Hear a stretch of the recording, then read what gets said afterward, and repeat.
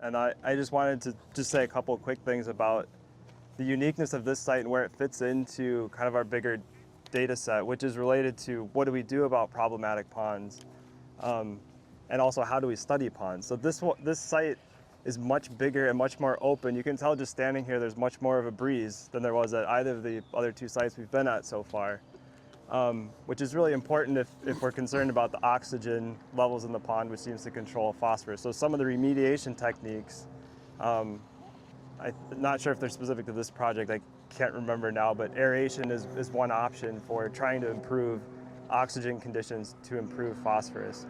So with this pond, what I've been doing, you can see a buoy clear down here at the end. I had one of those stations that we looked at this morning out here the last 2 years, and then it turns out there's actually a weather station right here collecting wind data, so I don't need the anemometer, so I can just use a buoy. But this site has been interesting because of how open it is. It mixes more frequently than the other sites that we have. We have the water level information, we have the input information, so we can understand what's causing those mixing events. So if the water level comes up and there's a mixing event, we know that's probably runoff or Crystal Lake. If the wind speed happens to be higher that day, then we know it's probably a wind mixing event. And then a pond like this will just cool naturally diurnally because it's so open and it doesn't have a dense duckweed cover. You'll notice complete absence of duckweed cover here. It's a phytoplankton dominated site, which is unusual amongst our ponds. So that's all I really wanted to say about this site. It's been very interesting. It's kind of a nice end member in the range of sites that we have.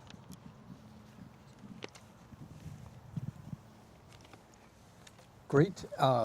Thanks, Ben. Hello again. I'm just going to say a little bit about the ongoing project led by John Gulliver on remediation, and also connects to some past projects on iron treatments, and as well as representative of some other projects that many of you have done in the past, thinking about what do we do about the internal load, internal excess phosphorus generated in ponds or brought in from the watershed. So what management strategies are most effective, both in terms of reduction of phosphorus and also costs and benefits. So this is very much a work in progress. So John's project is finishing next year. Other related projects are starting and also ending. So there's definitely a lot of connections here that have supported some of the work. John's project in particular, the one that you have the sheet on, is specifically examining alum treatment. So looking at 4 alum treated ponds in Egan, taking advantage of some good documentation for the treatments done on these ponds in about 2019. Examining iron filings treatments, again, sort of making use and leveraging some previous studies to sort of study the effectiveness over time.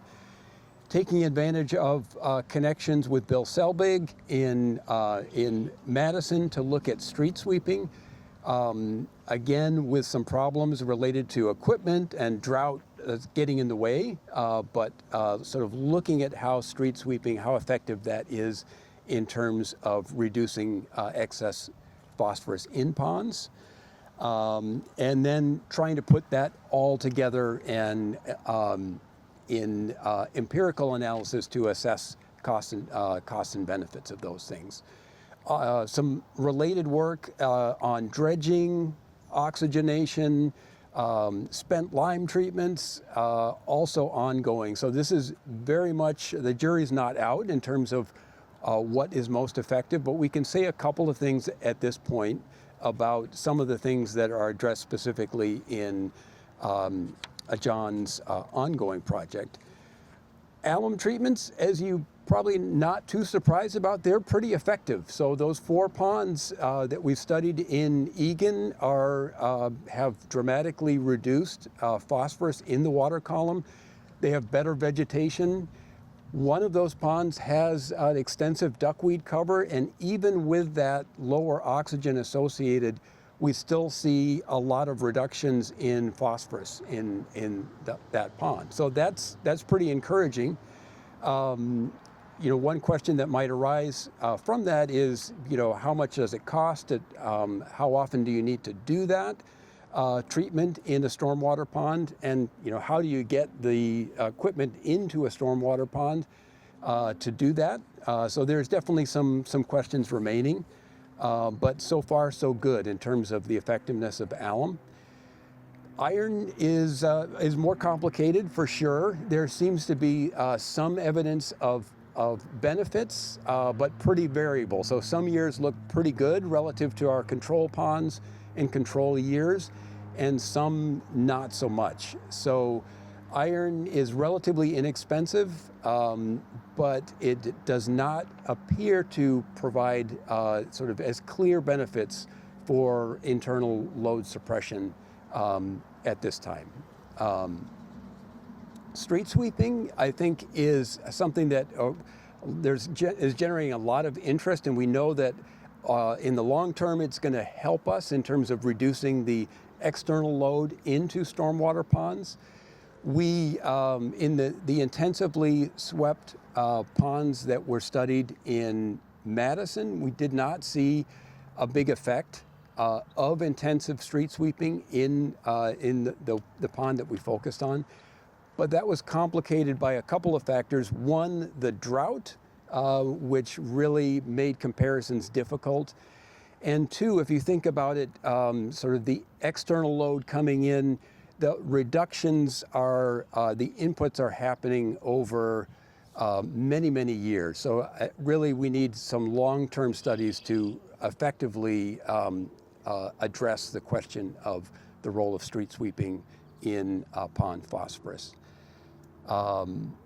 So Ben, if I missed anything in terms of the highlights on remediation, you can let me know. Can you mention the aeration portions?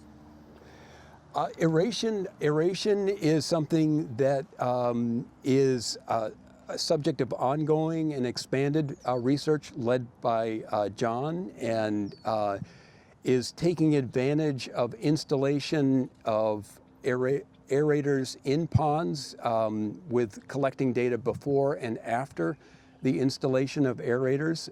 So again, some logistical issues in terms of powering these systems, but we'll be looking at those in the years to come in terms of the overall effectiveness of fine-scale bubbles introducing oxygen into ponds. Dredging is another sort of new and expanding area of studies. Again, collecting some data. Some projects I'm involved with, some I'm not. But collecting data before and after dredging to look specifically at the benefit of dredging in a direct way. Anything else you want to add, Ben? Unless we wanted to mention Canterbury, the Canterbury Oaks Pond, which isn't connected to this project, but is related to the... Yeah, one last opportunity that we've taken advantage of with Jacques in the city of Bloomington is we were studying one pond for a duckweed manipulation experiment a couple of years ago. And that pond had some scheduled maintenance for tree removal, which we took advantage of the opportunity to compare the year with and without tree removal. So we have oxygen measurements, mixing measurements, wind measurements. That work is ongoing with Bloomington and as part of an existing project to look at the effect of the tree canopy reduction on pond conditions and vegetation responses in the ponds.